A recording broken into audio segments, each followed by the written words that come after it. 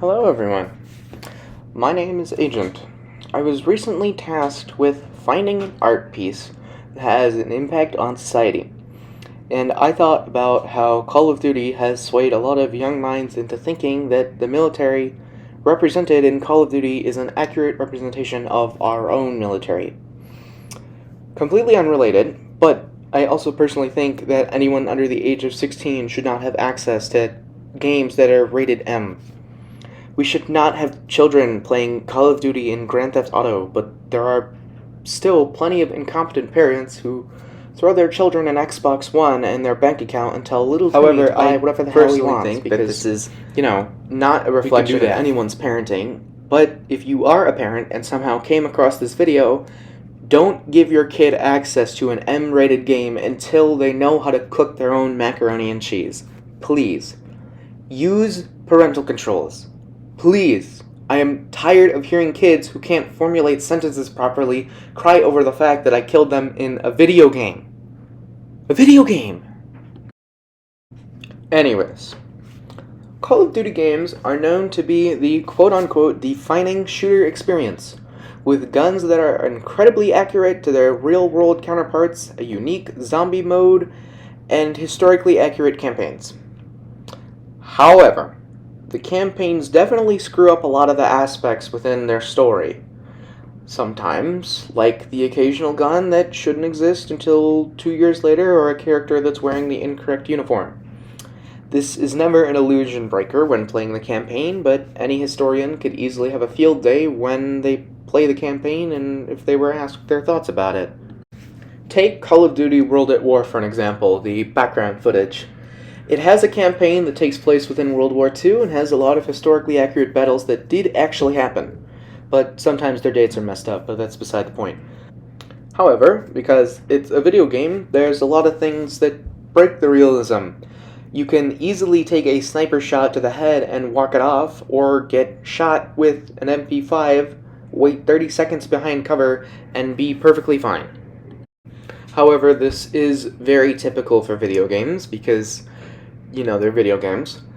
If it was more realistic, however, campaigns would definitely be considered a lot harder than they actually are. Take Call of Duty Vanguard as an example. Call of Duty Vanguard's campaign was probably one of the most hated, considering how incredibly unrealistic it is. It got such a low rating for a multitude of reasons.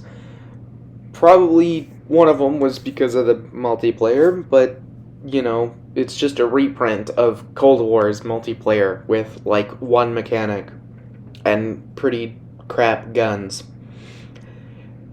Activision's own website, that Activision made on Call of Duty Vanguard, says that Vanguard is the quote-unquote best World War II multiplayer game, despite the fact that Battlefield 5 exists. And on top of that, within the campaigns there's very little representation, but considering it's World War II, you wouldn't really see a lot of female or black soldiers. However, in the most recent Call of Duty Modern Warfare games, it gives off an impression that the military is just full of white heroes, which is most certainly not the case. And it's very difficult to represent the military and world wars in a video game because of just the general standards of video games in the video game industry. It would probably be very, very difficult to make a super realistic and super accurate World War II game, and probably because very little people would play it, and the rest of them would just complain about how fast you die to a full auto weapon. As someone who has played a lot of video games in my lifetime, basically every single genre at this point, I can confidently say that Call of Duty is far from my favorite franchise, but I do know that Call of Duty World at War is one of the best representations of a world war in a video game. It's very, very historically realistic. Something I should mention is in one of the previous Call of Duty games, Call of Duty Black Ops, there was a mission called Operation 40 where you go and attempt to assassinate Fidel Castro, but you only kill a body double, which is really funny because Treyarch got into some hot water because of that specific moment.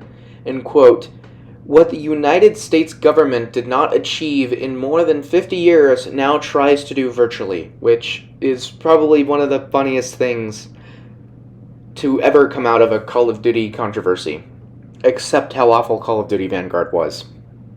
I'm just going to go over Vanguard pretty briefly. It was another World War II multiplayer game, but this time, for the campaign, you play as a strike force of characters from different backgrounds, and one of the most prominent issues is that the team was formed way too late in the war, and, like, all of the cast is very stereotypical. And as far as I know, in every single Call of Duty game up to this point, you only play as a male character.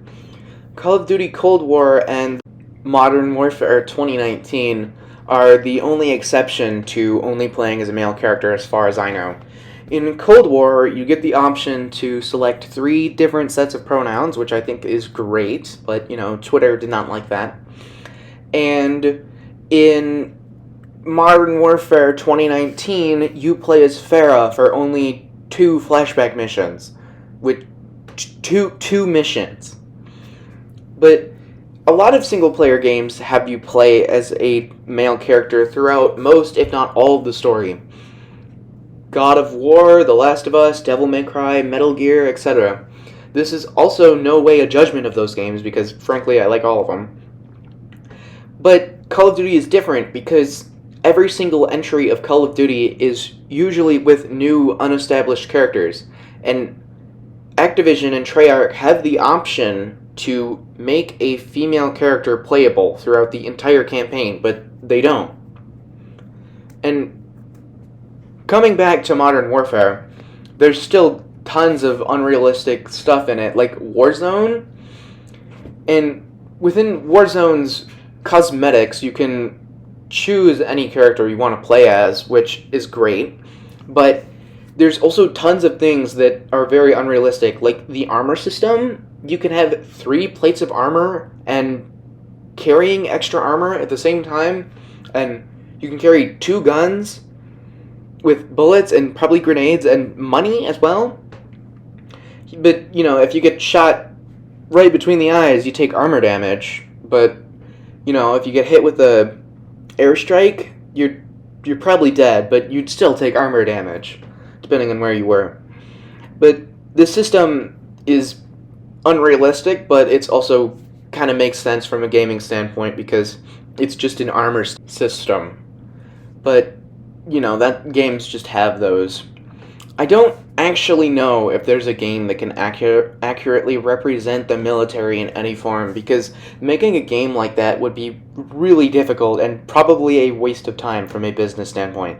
You wouldn't have many people who actually want to play a military simulator because they don't want to get shot once and forced into the hospital for a week while they recover.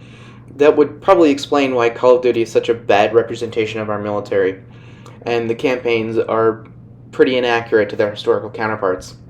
However, even with all the downsides, Call of Duty is still an amazing shooter with lots of drive to it. It's a great series of video games with enough good titles.